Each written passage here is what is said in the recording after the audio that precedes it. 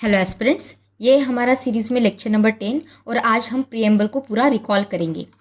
ठीक है, तो अगर आपको इस लेक्चर की पीडीएफ चाहिए तो इसे आप टेलीग्राम से डाउनलोड कर सकते हो। इसकी लिंक मैं डिस्क्रिप्शन में और पिन कमेंट में दोनों जगह पे दे दूंगी।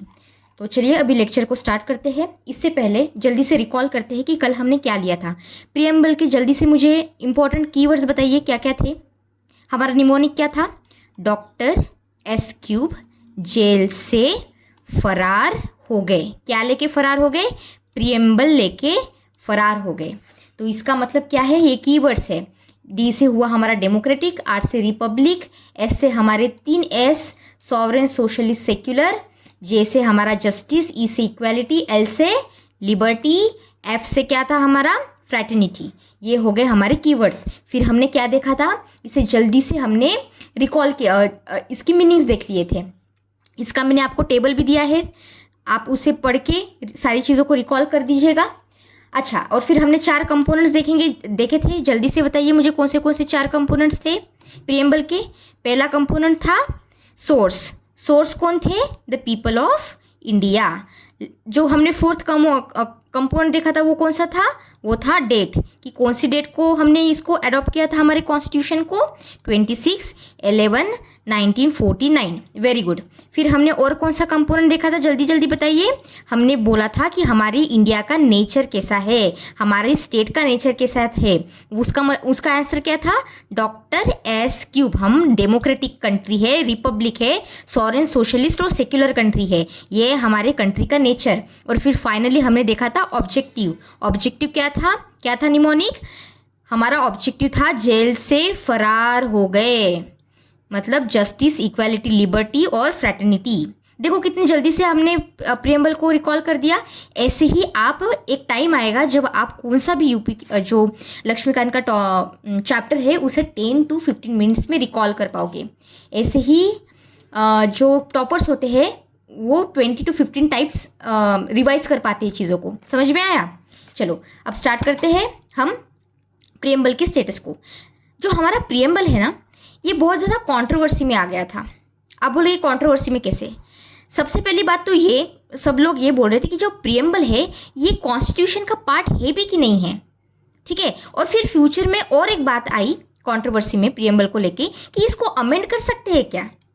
तो ये 2 क्वेश्चन है, इसके भी आंसर देखेंगे और इवोल्यूशन देखेंगे। सारी चीज़ें आपको स्टोरी के फॉर्मेट में बताऊंगी, ध्यान से सुननी है। अब देखो, बेरूबारी यूनियन केस आया 1960 में।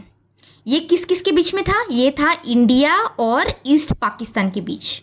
देखो 1960 चल रहा है, बांग्लादेश अभी तक इनको इंडिपेंडेंस नहीं मिली है, तो यहाँ पे आंसर में भी ईस्ट पाकिस्तान लिखना, बांग्लादेश मत लिखना। मतलब कई जगह पे बांग्लादेश दिया है but it's not that appropriate. तो इंडिया और ईस्ट पाकिस्तान, क्योंकि बांग्लादेश को इंडिपेंडेंस कब मिली थी? 1971 में।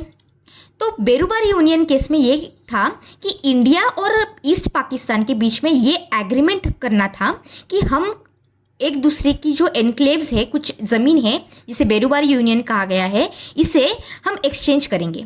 तो क्वेश्चन ये आया कि भाई प्रीएम्बल कैसे डिसाइड कर सकता है कि मतलब आप ऐसे ही एग्रीमेंट के बेसिस पे पार्लियामेंट अपनी जो इतनी इंपॉर्टेंट लैंड है इसे दूसरी कंट्री को दे दे, वो भी ईस्ट पाकिस्तान को। सोचो, तो इसलिए तो मतलब कंट्रोवर्सी आएगी ना। तो फिर हमारे सुप्रीम कोर्ट ने ये कहा कि देखो यार, जो प्रीएम्बल है ये बहुत इंपॉर्टेंट है। जब हम कॉन्स्टिट्यूशन के अलग अलग पार्ट्स को पढ़ते हैं और अगर इसका कुछ इंटरप्रिटेशन निकालना है, मीनिंग निकालना है, कोई चीज़ें समझनी है जो इम्प्लिसिटली नहीं दी है, तो प्रीएम्बल बहुत इंपॉर्टेंट है।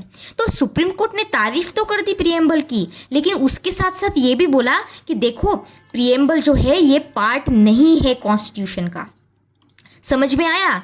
मतलब सुप्रीम कोर्ट ने बेरूबारी यूनियन केस में ये तारीफ तो की, प्रीएम्बल की इंपॉर्टेंस भी बताई, सिग्निफिकेंस बताया, लेकिन उसके साथ साथ ये भी बोला कि preamble is not the part of the constitution. क्योंकि प्रीएम्बल में हमने देखा था ना कि we are the sovereign country, तो सॉवरेन है तो हम तो अपनी मर्जी से जो चाहे वो करेंगे, बाकी की कंट्री कुछ कर नहीं सकती। तो फिर ये एग्रीमेंट के बेसिस पे ही कैसे आप अपनी लैंड दे दे। तो सुप्रीम कोर्ट ने ये बोला कि अगर आपको आपकी लैंड देनी है किसी कंट्री को, तो आपको पहले तो अमेंडमेंट करना पड़ेगा, कॉन्स्टिट्यूशन अमेंडमेंट करना पड़ेगा, वो भी अंडर आर्टिकल 368।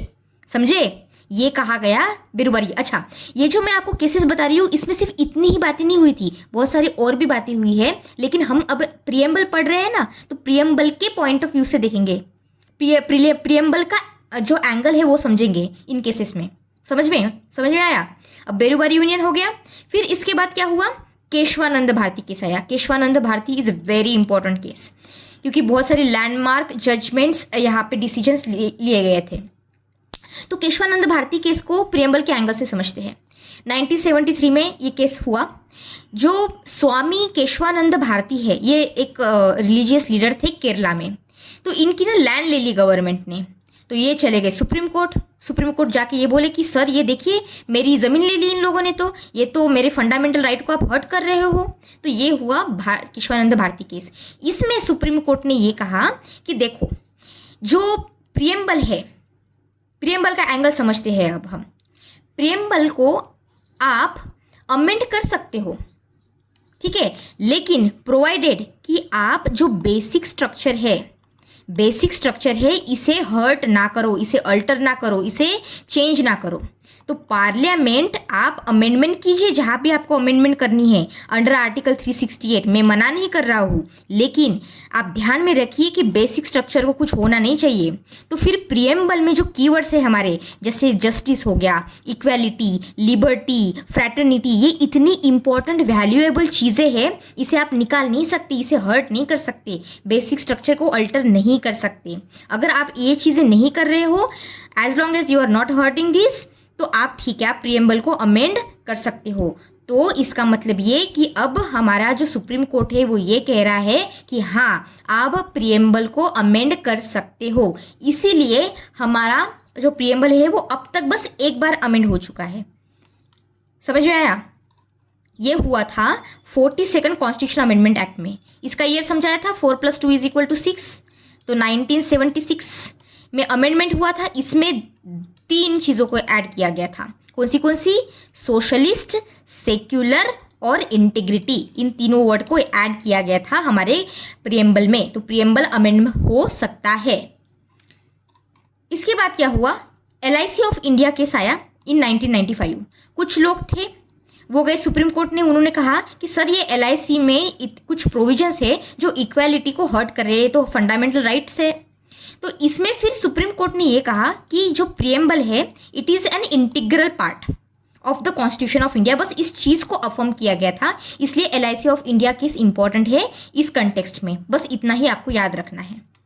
जो कॉन्स्टिट्यूशन असेंबली का इंटेंट है ये हमें समझ में आता है हमारे प्रियम्बल से। ये हमारे जो फोर फादर्स है इनके होप्स को दिखाता है, इनकी विजन्स को दिखाता है। लेकिन हमारा जो प्रियम्बल है ये मतलब सैक्रोसैंट नहीं है, इस पर कुछ लिमिटेशंस है। मतलब कैसे बताती हूँ मैं? जैसे देखो, जो हमारा लेजिस्लेचर है, जो लॉ बनाते हैं पार्लियामेंट में, तो ये अपनी पावर प्रियम्बल से डिराइव नहीं करते हैं। और अगर प्रियम्बल को अगर लेट्स से प्रियम्बल की कोई प्रोविजन है ये हर्ट हो जाए, तो आप सुप्रीम कोर्ट में नहीं जाओगे ये बोल के कि सर ये प्रियम्बल का ये पार्ट देखो, ये तो जस्टिफाइबल नहीं है। जस्टिस मतलब ये this is a non justifiable. आप यहाँ पे सुप्रीम कोर्ट में नहीं जा सकते कंप्लेंट लेके। तो ये लिमिटेशंस आपको प्रियम्बल की ध्यान में रखनी है। इसके बाद क्विकली देख लेते हैं केशवानंद भारती केस। आपको समझ में आया? इसमें कहा गया कि yes constitution is the part, लेकिन बेरुबारी केस में क्या कहा गया था कि no it is not a part. और 42nd कॉन्स्टिट्यूशनल अमेंडमेंट से यहाँ पे अमेंडमेंट हुई थी। यहाँ पे कहा गया था केशवानंद भारती केस में कि आप बेसिक स्ट्रक्चर को, बेसिक फीचर को अल्टर नहीं कर सकते हैं। अगर ये ठीक है तो फिर हाँ आप अमेंड करिए जो भी करना है। यहाँ पे बेरुबारी केस में ओपिनियन को टेंडर ही नहीं किया गया था। ईयर आपको यहाँ पे याद रखने हैं 1973, 1960 और ये 1976। अब देखिए, हमने देख लिया अभी अमेंडेबिलिटी आपको समझ में आ गई होगी प्रियम्बल की। केशवानंद भारती केस इंपॉर्टेंट है, इसमें बेसिक फीचर डॉक्ट्रिन आपको पता होनी चाहिए। और 42nd कॉन्स्टिट्यूशनल अमेंडमेंट एक्ट आप अभी देख चुके हैं। अब देखते हैं हम हमारे प्रियम्बल का एसेंस। ये हो सकता है कि आपकी मेंस में या फिर जो अगर MCQ में पूछ ले तो कुछ 4 ऑप्शन दे दे, और अगर घुमा फिरा के भी पूछ ले आपको, फिर भी आपको आंसर आना चाहिए। तो सिग्निफिकेंस तो आपको पता होनी चाहिए। प्रियम्बल क्या करता है, प्रियम्बल का एसेंस क्या है? सबसे पहले तो ये कि हमारे KM मुंशी जी ने कहा था कि जो हमारे फाउंडिंग फादर्स है इनका ये ड्रीम दिखाता है। It contains the religious values, spiritual beliefs. हमारा जो प्रियम्बल है ये पॉलिटिकल वैल्यूज़ भी दिखाता है, जैसे गवर्निंग स्ट्रक्चर हो गया या फिर पॉलिटिकल स्ट्रक्चर हो गया। ये बेसिक फिलॉसफी को भी दिखाता है हमारे कॉन्स्टिट्यूशन का। इसके बाद मैं आपको ये पहले ही बता चुकी हूँ, जो हमारे कॉन्स्टिट्यूशन असेंबली के मेंबर्स थे, हमारे फोर फादर्स थे, जो रिस्पॉन्सिबल है हमारे कॉन्स्टिट्यूशन को बनाने के लिए, उनका विजन दिखाता है, उनका फ्यूचर दिखाता है, होप्स दिखाता है, मॉरल वैल्यूज़ को अपहोल्ड करता है, जैसे ethical standard, societal behaviour etcetera, और फंडामेंटल वैल्यूज़ को भी ये शेप करता है। Core beliefs shaping the constitution, these are the significance. अब हम देखते हैं कि प्रियम्बल का सिग्निफिकेंस टोल्ड बाय जो पॉलिटिकल साइंटिस्ट होते हैं या फिर कॉन्स्टिट्यूशन असेंबली में कुछ मेंबर्स हैं, उन्होंने कैसे कैसे प्रियम्बल का सिग्निफिकेंस बताया। अब आप बोलोगे कि मैम ये इतना कैसे इंपॉर्टेंट है। इतना इंपॉर्टेंट नहीं है ये पार्ट, लेकिन मैं आपको इसलिए बता रही हूँ कि अगर आपको मेंस में कहीं पे किसी को कोट करना हो, आप के.एम. मुंशी को अगर कोट करोगे तो आपका आंसर एनरिच हो जाएगा, है ना। अगर आप पंडित ठाकुरदास भार्गव इन्होंने क्या कहा था प्रियम्बल के बारे में, अगर इसको एक लाइन में लिख लोगे तो अच्छा लगेगा ना। तो इसलिए आपको बस बता रही हूँ, आपको बस कीवर्ड याद रखने कि किसने क्या कहा था। तो जो हमारा प्रियम्बल है, it is a horoscope of democracy, ये किसने कहा है, के.एम. मुंशी जी ने कहा है।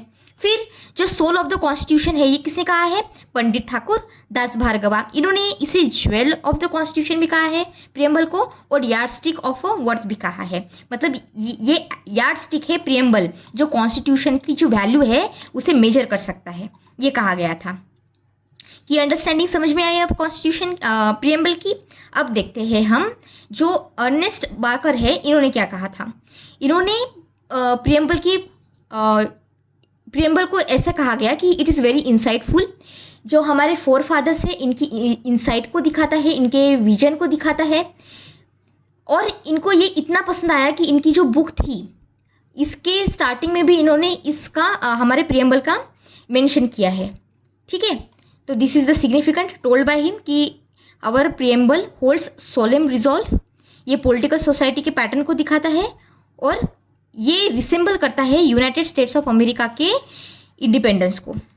ऑलराइट, तो आपको और एक चीज़ याद रखनी है कि जो हमारा प्रियम्बल है, प्रियम्बल को सबसे पहले नहीं लाया गया था। हमारा कॉन्स्टिट्यूशन पूरा रेडी हो गया था, हमारा कॉन्स्टिट्यूशन पूरा बन के रेडी हो गया था, और इसके बाद प्रियम्बल को ऐड किया गया था। ये फैक्ट आपको ध्यान में रखना है।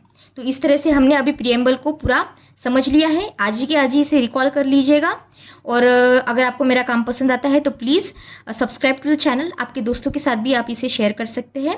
And thank you so much, God bless you all.